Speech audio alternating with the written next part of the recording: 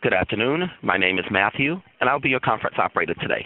At this time, I would like to welcome everyone to the Maximizing ROI Using Application Management Services conference call. All lines have been placed on mute to prevent any background noise. After the speaker's remarks, there will be a question-and-answer session. If you would like to ask a question during this time, simply press star, then the number 1 on your telephone keypad. If you would like to withdraw your question, press the pound key. Thank you. I would now like to turn the call over to your host, Ms. Jean Lynch. Ms. Lynch, you may begin. Thank you. Good afternoon, everybody. I'd like to welcome everyone to today's webinar on maximizing ROI using application management services. As Matthew mentioned, if time permits, there will be a Q&A following the webinar. My name is Jean Lynch, and I'm a director in Cedar Creststone's Shared Services Division. The goal of this presentation today is to provide you with some valuable information and a new perspective on the direction of AMS in today's market. To that end, we'll cover the following during this webinar. First, the challenge, the IT labor dilemma and the current product market direction, followed by the solution, application management services, also known as AMS. We will detail the different types of providers and solutions available to you, and then we'll talk briefly about the Cedar Creststone solution and how it differs from others. First, the IT labor dilemma. In today's market, more and more organizations have realized that they have this dilemma, which is typically caused by too many applications for your existing staff to manage, too much time spent on maintaining the applications that you have, as well as those being acquired, the work required to retool and to retain your existing resources, and if you're making or have made a move to the cloud, you can't find the necessary skills to support the integration points. Meanwhile, your current workforce with the skills to maintain the legacy systems are facing attrition. Your highly skilled resources and recent college graduates want to work on the sexiest new technologies, and this results in a constrained labor pool of resources that have the necessary PeopleSoft or EBS skill sets to provide your ongoing support. Even in markets where the skill sets exist, they're continually being courted and as a result are demanding even ever-increasing salaries. Due to the wide variety of applications, a broader spectrum of skills are needed to support the current systems. The bottom line, the skills required to manage the various applications and the multitude of integration points in an organization are increasing, while the number of resources with the skills available to manage them are decreasing. So as a result of the labor dilemma, we're seeing a trend towards strategic IT outsourcing in both corner office discussions as well as in IT-centric and mainstream media.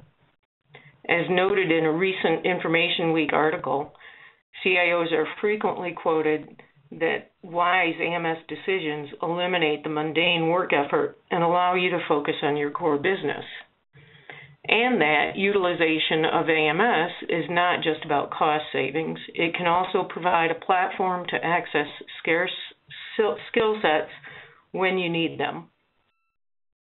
An interesting statistic from the same article notes that 93% of multinational corporations have undertaken some form of partial outsourcing or outtasking, with IT leading the way. How it affects you. So as I mentioned, in addition to cost savings, IT organizations are looking for partners that can help them innovate, provide flexibility, allow them to focus on core competency, and deploy limited IT resources where and when they're needed. AMS allows organizations to tap into a larger talent pool without the difficulty and expense of hiring full-time internal solutions, and provides the flexibility to use partial resources when paying for a full-time resource doesn't make sense. Companies are turning increasingly to IT outsourcing as a means of supplementing and in some cases replacing internal hires. So to restate the problem, IT groups face an overabundance of applications and a limited number of resources to effectively manage them. Therefore, I propose to you that the AMS solution is worth considering. AMS is predicted to be an $80 billion plus industry by 2015. It's a market trend that can't be ignored. According to Gartner, most IT organizations use up to 80% of their time on application management. This leaves at least 40% of companies without the capacity to achieve continued performance improvement or to engage in new strategic initiatives. Then, in an effort to appease users, CIOs are purchasing even more applications, which exacerbates the problem.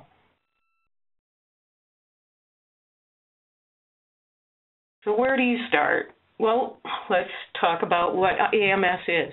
AMS can be defined in many different ways, but basically it's the use of a third party to augment or replace specific skill sets on your existing IT team. Utilizing AMS can be done either strategically or tactically and can include, but isn't limited to, building enhancements, application support, supporting your core infrastructure, or providing vanilla technology support. This leads us to our discussion of the various types of AMS providers, which offer many different flavors of AMS support. The large domestic providers, such as Accenture, Deloitte, etc., have the following advantages. They have a large number of resources, corporate validity, and solid methodologies. Their disadvantages include the fact that they typically come in at a higher cost. They have more layers of complexity, and there's usually a lack of flexibility. They may also have a limited number of subject matter experts and therefore load marginal resources into an AMS team. The large offshore providers have the following advantages. They typically come in at a lower cost, they have an international presence, and they have extensive resources. Their disadvantages include the practice of often leading with the A team only to be replaced with the B team several months into the contract. Also, they usually have a minimal onshore presence, often have communication issues, and sometimes carry a negative political impact. The mid-sized boutique provider has the advantage of offering competitive pricing coupled with the ability to hire resources with depth and breadth in their skill set, as well as the ability to quickly embrace emerging technologies. These providers can offer flexible solutions and contracting terms because they are not tied to the bureaucracy found in many larger organizations.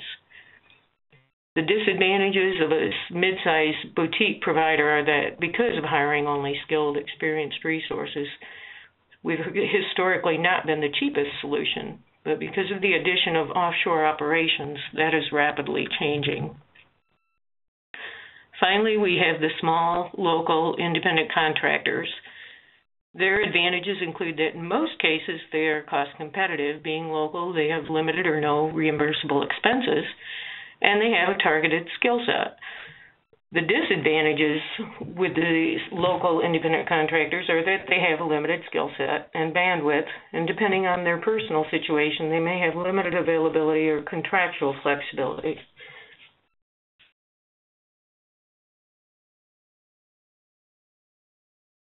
So these various types of providers offer a plethora of AMS solutions, which include on, off, near, or best shore. They can be dedicated, named, pooled, or fixed solutions and can include application, patch fix, and or updates. Onshore can be on-site or remote. The on-site is typically for a 40-hour work week and utilizes consultants that incur expenses. Offshore is typically India, and the resources can be on-site or remote. Nearshore frequently uses Latin American resources and can also be on-site or remote. However, best shore is the optimal resource mix coupled with the flexibility to change as the client's business changes. A good provider will work with their client to ensure the optimal mix of resources and location are achieved, An excellent provider will continually work to ensure that the optimal mix is maintained over the course of the partnership.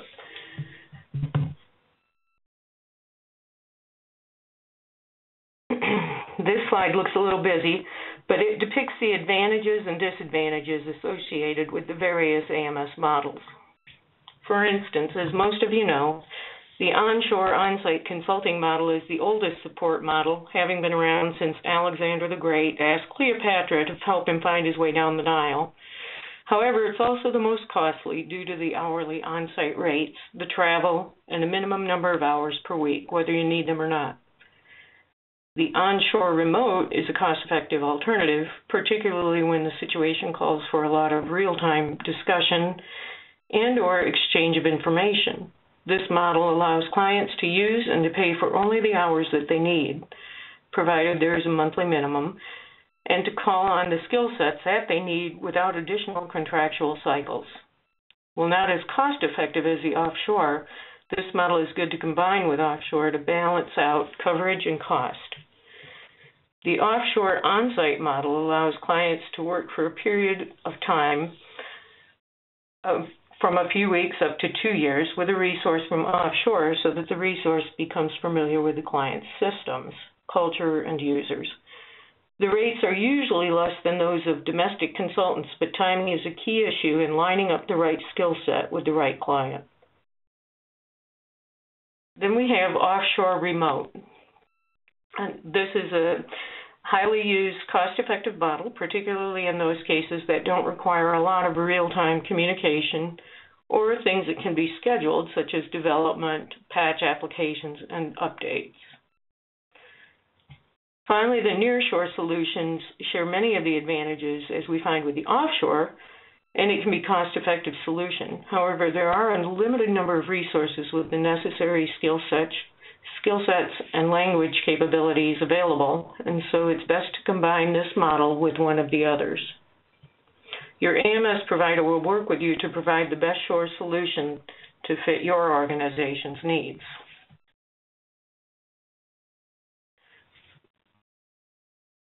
So when considering an AMS vendor, we suggest asking the following questions. Does the vendor have a proven methodology? Methodology is more important than implementation because a solid methodology will outlast any application, changes in resources, and has enduring applicability to the organization and your systems. Next question is, do they capture the metrics necessary to determine whether they've met their service levels? Service levels are a gauge to your performance, but without measurement, service levels are meaningless. What is their experience level for the applications that you need to have supported? Many AMS firms will talk about experience with a particular product, but fall short when asked about their experience with an AMS methodology and the associated processes. What do they know about you? Find out if they've taken the time to research your organization, thereby offering informed recommendations. And finally, how do they price their services? And is there enough flexibility for you to change services as your needs change? Some providers will shoehorn language into contracts that limit your flexibility without incurring substantial penalties.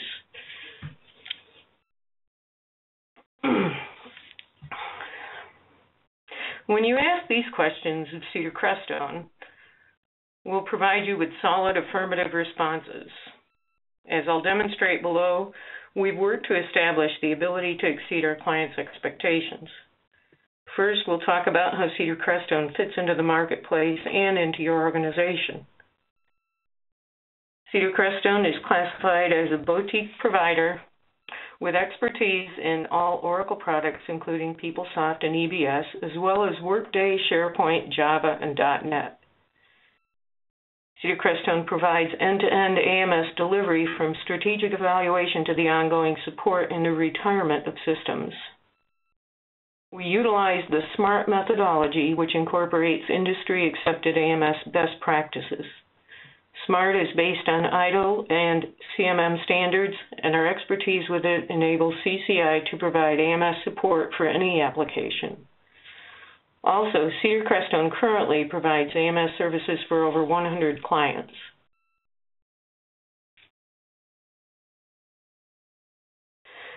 So now that you know what to look for in an AMS provider, here are some questions that you can ask about your organization to determine if you have the characteristics of a good AMS candidate.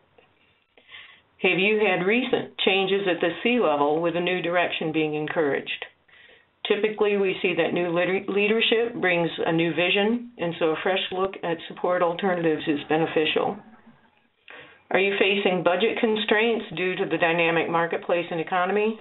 I think we've all been subject to this, and so it's worth considering an evaluation of outsourcing. What is the complexity of your current technology footprint? How many new and legacy systems are you supporting? This question helps explore the number and types of skill sets you require. What is your current staffing model? Our typical AMS client has between 10 and 75 internal IT resources. How many customizations and/or integration points are you maintaining? The more points, the greater variety of skill sets required to support them. And of course, the most important question, is your organization open to the idea of AMS? And if so, then to the idea of using offshore resources. Thanks for sticking with me this far. I've only got 4 more slides, and of course, they're the most interesting. So now, assuming that you are a good candidate for AMS support and are now aware of the various options available to you, I'd like to explain the Cedar-Crest approach to AMS, which includes the following phases. First, we determine the scope of the initiative. What's the work to be done? We have a series of questions that we walk through with you to perform the organizational health check and find out where we can add the most value and provide the greatest return. We then develop a roadmap to organizational improvement. This allows us to manage risk and change management issues. This is done through a multi-phased rolling plan that is closely tied to the next step, in which we assess the resources required and allow for flexibility in order to change the solution as your business needs change. This is an iterative process that we walk through as the partnership progresses. We then implement the AMS services based on the 12 best practices using our SMART methodology. I'll go a little more into that in just a moment. And ultimately, we align the solution with the stakeholders and set up a solid governance process to ensure ongoing improvements.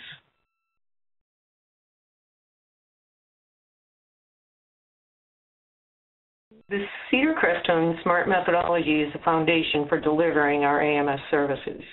It is the equivalent of painless dentistry, whereby we transition your organization into our AMS services one application at a time, much like you get a filling only in the tooth that you need it. We place the AMS support on that gaping hole in your organization, thereby strengthening that tooth and protecting the surrounding teeth. The SMART methodology is based on over 30 years of AMS experience and engagements. It incorporates the industry's best practices and utilizes metrics to gather results and track progress. The methodology ultimately results in continuous, measurable improvements and value creation to you.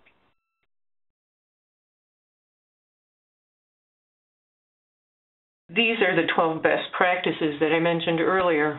And utilizing these 12 best practices within a solid framework and methodology results in the minimizing your system vulnerabilities and maximizing the potential value of your installed applications.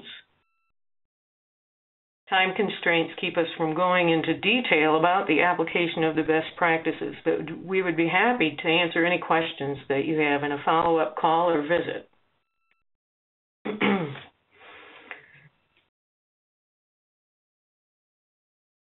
Finally, this case study is a high-level snapshot of the SMART methodology in action.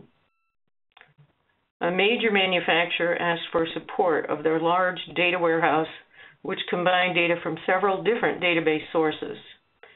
Using a nearshore model, we developed a .NET integrated applications to successfully tie the information together. This resulted in a cost reduction of at least 30% and by some measures 40%. A reduction in support tickets by 75% and successful stabilization of the applications themselves, allowing for 50% of the internal resources to be reallocated. In addition to the initial engagement that this case examines, the client has engaged us in other areas to take advantage of the AMS value. This is just one of many examples that we can provide, and we would welcome the opportunity to discuss them with you.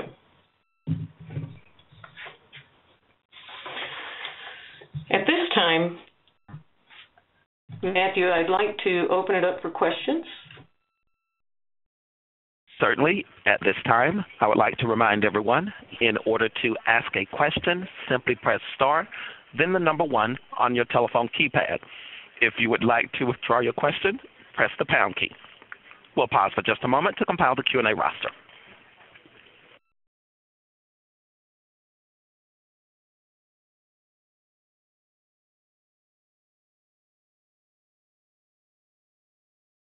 Again, that is star 1 to ask a question. And there are no questions at this time. Okay, thank you. Well, that concludes the webinar regarding current AMS solutions. Should you have any questions or would like to determine if AMS is a good fit for your organization, please call the number on the slide, or you can contact us via email or visit our website at cedarcreststone.com. We'd be happy to talk with you about any of our service offerings and provide more detail about AMS.